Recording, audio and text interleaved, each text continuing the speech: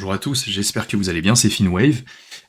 Pour ceux qui ne me connaissent pas, je suis auditeur financier et l'objectif de cette chaîne, c'est de vous permettre d'apprendre petit à petit à prendre en main vous-même la gestion de votre patrimoine, en apprendre plus et vous permettre de gagner plus à long terme que les seuls revenus de votre activité vous le permettent. Le but, c'est pas de vous vendre des choses qui sont complètement irréalisables comme certaines chaînes de finance qui sont résolument optimistes sans nuance. L'objectif, c'est de vous montrer la réalité en vous montrant ce que je fais aussi moi, pour que vous puissiez adopter quelque chose qui vous fera certainement gagner beaucoup plus d'argent à long terme, mais évidemment qui ne vous rendra pas riche si vous n'avez pas de base un capital extrêmement élevé. Le but c'est surtout d'améliorer votre qualité de vie finalement au fur et à mesure. L'objectif de cette vidéo précisément, c'est de vous montrer quelles sont les différentes solutions qui s'offrent à vous aujourd'hui en 2026 pour investir. On est quand même actuellement on a la chance finalement d'être dans une époque où l'investissement se démocratise, où il est beaucoup plus accessible aux particuliers, et où on a accès à une information qui nous permet quand même de prendre les choses en main par nous-mêmes, sans faire appel à des intermédiaires. Et donc aujourd'hui, on va parler des différentes manières d'investir qui s'offrent à vous. Vous avez des grandes catégories, comme vous le voyez là sur la carte mentale que j'ai créée. Vous avez évidemment l'investissement via la bourse, qui est tout simplement un marché finalement sur lequel les investisseurs s'échangent des titres de différents actifs sous-jacents. Que ça peut être des actions, des obligations, on en parlera après. Vous avez aussi l'investissement par l'immobilier, les produits bancaires, les crypto-monnaies et des investissements un peu particuliers dont on parlera après. Je vous propose de commencer par tout ce dans quoi vous pouvez investir via la bourse, c'est ce marché où les actifs sont valorisés pendant les heures de cotation à valorisation parfois réévaluée à la milliseconde. Quand vous investissez en bourse, vous avez différentes classes d'actifs que vous pouvez viser. On a les actions, les obligations, les matières premières, les mortgage-backed securities, on en parlera après, et c'est lié à la crise des subprimes en 2007, le monétaire et les métaux précieux, dont l'or, que vous connaissez bien. Commençons par les actions. Les actions, vous pouvez investir au travers de cette classe d'actifs, sous différentes formes, soit en achetant des parts d'un fonds d'investissement qui en achète de nombreuses d'entre elles. Ça vous permet d'être fortement diversifié parce que vous accédez à des entreprises qui sont de secteurs variés sans avoir à les acheter vous-même une à une. Ou alors vous pouvez faire effectivement ce qu'on appelle du stock picking, c'est-à-dire de sélectionner des entreprises en particulier dans lesquelles vous souhaitez investir parce que vous avez des convictions particulières sur celles-ci. Pour rappel, une action, qu'est-ce que c'est ? Une action, c'est tout simplement une part d'une entreprise. C'est-à-dire que c'est comme si vous aviez fondé l'entreprise, vous avez un droit de propriété sur les actifs de cette entreprise, ses stocks, ses immobilisations, c'est-à-dire son matériel, le foncier, donc tout ce qui est bâtiment, etc. Également sa trésorerie. Sauf qu'ici, évidemment, vous n'avez pas créé l'entreprise, mais vous avez racheté ce droit de propriété sur cette entreprise. Et ça, c'est une action. Et ça vous donne le droit de profiter de l'augmentation de la valeur de cette action au fur et à mesure du temps, parce que l'entreprise se développe, elle génère plus de bénéfices, et également au versement de dividendes, dans le cas où cette entreprise verse des dividendes chaque année, les dividendes étant une part des bénéfices qu'elle a générés sur l'année. Donc ça, c'est pour les actions, une part d'une entreprise que vous rachetez et qui vous permet de générer des bénéfices plus tard, parce que cette entreprise se valorise encore plus. Ensuite, on a les obligations. Les obligations, c'est des prêts envers les États ou des entreprises pour qu'elles puissent investir ou financer finalement des projets. Et en retour, vous recevez un taux d'intérêt, un peu comme dans un livret bancaire, un livret A ou un LDDS, vous allez recevoir des intérêts à la fin de l'année. Bah là, c'est pareil. En échange de l'argent que vous leur prêtez, ils vous remboursent non seulement l'argent, mais en plus, ils vous versent des intérêts. Donc les obligations, c'est typiquement une classe d'actifs intéressante à détenir si vous voulez avoir un rendement constant annuel, par exemple si vous voulez avoir des revenus supplémentaires qui tombent en plus de votre salaire. Ensuite, on a les matières premières, ça peut être le sucre, les métaux, ça peut être le café, le soja, il y en a plein. Ici, c'est plus parfois un outil de diversification. Moi, à titre personnel, j'investis pas du tout dans les matières premières parce que à long terme, sauf certaines d'entre elles, globalement, il n'y a pas une forte valorisation de celle-ci, une forte appréciation qui me permettrait de générer des bénéfices, donc du coup, j'investis pas dedans. Mais en tout cas, si vous avez des convictions dans certaines matières premières, vous avez des infos que je n'ai pas, par exemple, eh bien, ça peut peut-être être intéressant pour vous. Et là, vous pouvez en fait investir dans ces matières premières via des fonds d'investissement qui investissent sur celles-ci. Voilà. Donc vous achetez, comme finalement quand vous achetez une action, c'est une part d'une entreprise, vous achetez ici une part d'un fonds d'investissement qui lui-même a investi dans des matières premières. Ensuite, vous avez les MBS, donc ça c'est des Mortgage-Backed Securities en anglais. Et ça en fait c'est finalement des fonds d'investissement à nouveau qui vont investir dans des prêts immobiliers accordés à des particuliers. C'est d'ailleurs une des caractéristiques de la crise des subprimes en 2007, c'était lié justement à ces mortgage-backed securities. En l'occurrence, il y en a qui sont tout à fait sûres et certaines. Évidemment, vous pouvez avoir de la perte en capital, mais globalement, ça n'a rien à voir avec la crise des subprimes aujourd'hui. Donc ces actifs existent toujours et vous permettent du coup d'investir finalement dans des prêts immobiliers, donc pareil, qui vont générer des intérêts dont vous allez profiter.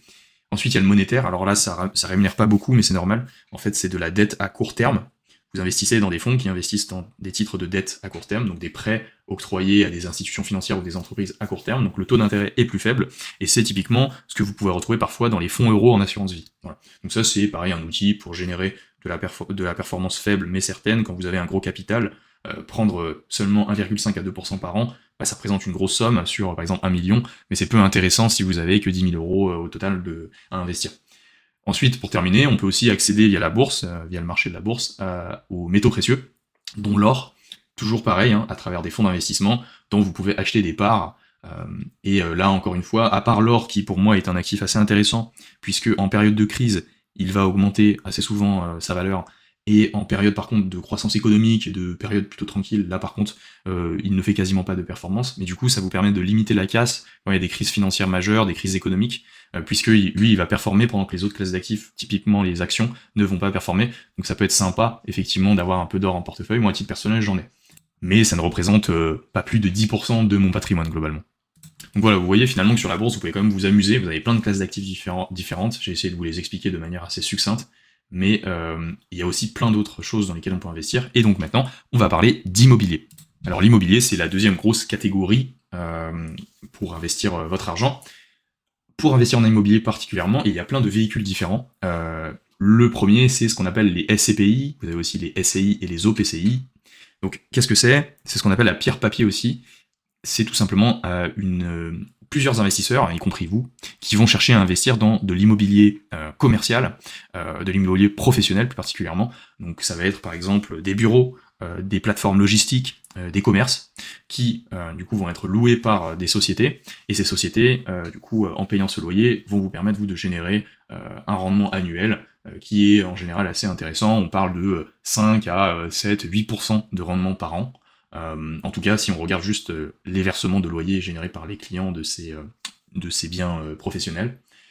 Ce qui peut être intéressant aussi sur les SCPI, c'est d'utiliser ce qu'on appelle l'effet de levier, c'est-à-dire d'emprunter auprès d'une banque pour investir dans ces SCPI, puisque derrière, ça vous permet en fait de générer un capital plus important à la fin du remboursement du crédit, puisque le crédit sera payé en grande partie par les locataires qui louent donc ces biens professionnels. Bon, parfois vous avez un peu un effort d'épargne à faire chaque mois, c'est-à-dire que ce que génèrent les loyers n'est pas suffisant pour rembourser la mensualité de votre crédit. Il y a peut-être 150 € ou 50 € parfois à mettre en plus, mais globalement ça peut être intéressant si vous êtes intéressé par l'immobilier sans vouloir gérer ça directement, comme si vous aviez acheté vous-même un bien et que vous étiez en train de le louer auprès d'un locataire classique, auprès d'un locataire. Ensuite, on a les foncières. Donc les foncières, c'est des entreprises qui vivent justement de l'immobilier professionnel et de louer cet immobilier professionnel à d'autres entreprises. Typiquement, vous avez une entreprise qui s'appelle Unibail Rodamco Westfield. Westfield, vous avez sûrement déjà dû le voir, et en fait, c'est justement une société qui a des centres commerciaux. Et donc, au sein de ces centres commerciaux, on a plein d'entreprises qui existent et qui font du chiffre d'affaires et qui payent accessoirement un loyer à Rodamco Westfield pour occuper le lieu. Donc ces sociétés-là, elles sont cotées en bourse, et donc vous pouvez investir dans ces sociétés-là pour être exposé plus ou moins à l'immobilier. À titre personnel, je n'investis pas dans les foncières parce que je trouve que la performance est assez médiocre à long terme, et donc si je devais investir en immobilier, je le ferais plus via des SCPI ou plus via de l'immobilier locatif en direct.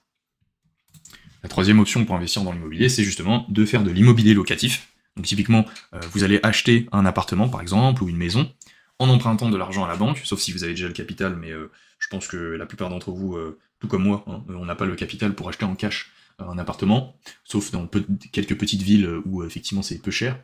Et donc là, l'intérêt, c'est que, à nouveau, un peu comme les SCPI, quand vous utilisez l'effet de levier, c'est le locataire qui va payer quasiment 100% de la mensualité de crédit par le versement du loyer tous les mois. Et donc vous, à la fin, vous vous retrouvez avec un capital, par exemple si le bien valait, 100 000 €, vous avez payé 10 000 € de frais de notaire pour acheter le bien à la base, eh bien, vous avez donc investi peut-être 10 000 €, plus des frais annuels, plus de la taxe foncière, l'entretien, etc. Et donc à la fin, vous récupérez un bien qui vaut 100 000, voire un peu plus, si le marché immobilier a fait augmenter les prix des appartements. Et donc 100 000 € moins tous les coûts, vous avez peut-être fait 30 000 € ou 40 000 € de plus-value, grâce justement à ce locataire qui a payé votre crédit tous les mois. Donc ça c'est cool. Le problème c'est que souvent on est en France et il peut y avoir des problèmes d'impayés, de squat. Vous pouvez avoir aussi de la vacance locative, c'est-à-dire que vous n'avez pas de locataire pendant un certain nombre de mois, mais vous devez quand même rembourser votre mensualité de crédit. Et du coup, ça peut parfois se tourner en cauchemar. Ça dépend des gens, ça dépend de leurs compétences. Si vous êtes un professionnel de l'immobilier, de la rénovation, si vous achetez un bien aussi qui est à rénover, si vous connaissez bien tout ce qui est associé à la gestion finalement d'un bien immobilier, dans ce cas-là, ça peut bien se passer.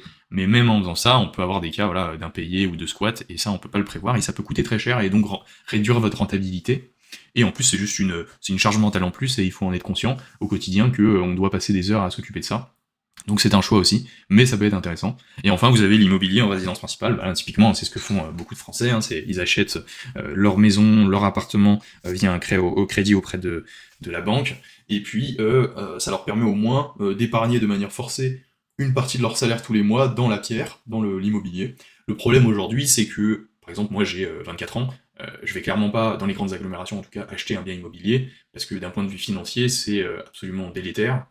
On a des taux d'intérêt et des prix de l'immobilier qui sont très élevés en même temps, et donc ça fait que si vous achetez par exemple, je sais pas, un appartement pour lequel vous empruntez auprès de la banque 300 000 euros, eh bien vous allez payer peut-être 200 000 euros d'intérêt, donc c'est de l'argent qui part en fumée, sans parler de la taxe foncière, de l'entretien et d'autres dépenses comme ça, qui vont partir en fumée, alors que si vous aviez juste loué votre résidence principale et investi en bourse, vous aurez peut-être fait mieux. Voilà. En tout cas dans les circonstances actuelles et dans les grandes villes. Donc ça peut être sympa d'un point de vue psychologique de se dire on est chez soi, on fait ce qu'on veut, et si on sait qu'on va rester au même endroit pendant 25 ans, ça peut être cool.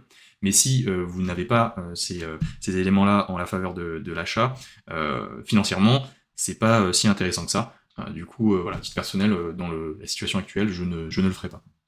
Ensuite, vous les connaissez sûrement peut-être bien, vous avez les produits bancaires. Donc là, on retrouve typiquement les livrets bancaires du style livret A, LDDS, ce genre de choses, livret d'épargne populaire.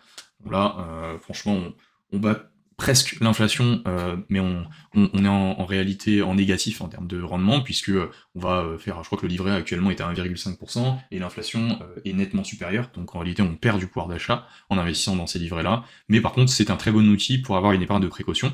Typiquement, vous mettez 3 mois de dépenses ou 6 mois de dépenses en fonction de votre appétence au risque sur ces livrets-là, et si vous avez un problème, il faut payer le plombier 1000 balles, il faut remplacer quelque chose chez soi, etc., eh bien c'est sympa d'avoir de l'argent facilement disponible et qui génère quand même un petit rendement pour limiter la casse par rapport à l'inflation.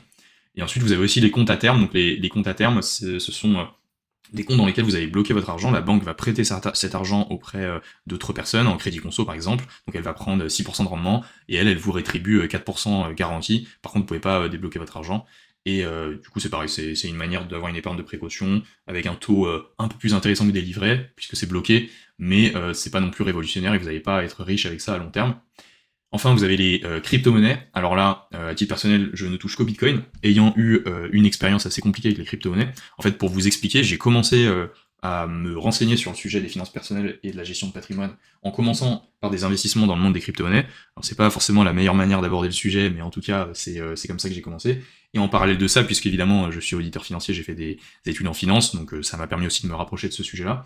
Et donc j'ai eu une expérience pas top avec les crypto-monnaies. J'ai généré beaucoup d'argent avec au départ, notamment avec les NFT, si certains connaissent cette bulle qui a eu lieu en 2021, où des simples images se vendaient des dizaines de milliers d'euros.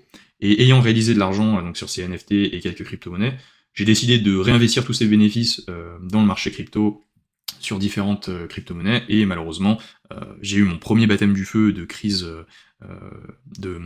sur un marché, et j'ai perdu, je dirais 80% finalement de la somme que j'avais générée. Donc évidemment, j'ai pas perdu d'argent, c'était de la plus-value latente, j'ai pas perdu de capital, j'ai perdu des bénéfices, mais c'est dommage d'être passé, je crois que c'était 12 000 euros à 2 000 euros de bénéfices, parce que ça m'aurait donné un joli coup de boost en début de vie. C'est pas grave, on apprend comme ça, et le deuxième marché haussier qui est en train de se terminer là, en tout cas de mon avis, et bien là j'avais acheté du Bitcoin à 32 000 $, et il est monté je crois à 120 000 $. Je l'ai revendu aux alentours des 105 000 $. Donc j'ai appris de mes erreurs et j'ai pu faire mieux la seconde fois, et c'est parfois comme ça qu'on réussit dans la vie, c'est en faisant des conneries. Et donc voilà, vous avez Bitcoin, c'est le roi du marché, très sympa pour vous exposer quand même aux crypto-monnaies, on sait jamais si à long terme ça continue à prendre de la valeur. Vous avez ensuite les altcoins, donc alternative coins en anglais, c'est-à-dire tout ce qui n'est pas le Bitcoin, toutes les autres crypto-monnaies. dans lesquels vous pouvez investir. Moi, à titre personnel, je le fais pas. Je pense que le seul qui a la plus forte probabilité de gain à long terme, c'est le Bitcoin. Déjà que les crypto-monnaies, il faut pas investir énormément dedans. Moi, je mets 5 à 10% grand max de mon patrimoine dedans. Et en fait, vous avez aussi des manières de générer des intérêts avec les crypto-monnaies, avec ce qu'on appelle le staking, qui est tout simplement une manière de prendre un pourcentage annuel en sécurisant le réseau de la crypto-monnaie en question. En fait, vous allez apporter vos crypto-monnaies, ça permet de sécuriser le réseau, et donc derrière on vous donne une récompense. Je passe les détails, hein, c'est pas le but. Et le lending, alors là c'est tout simplement prêter vos crypto-monnaies à d'autres institutions ou à d'autres personnes, et en retour vous percevez un taux d'intérêt comme n'importe quel prêt qu'on retrouve dans l'économie classique.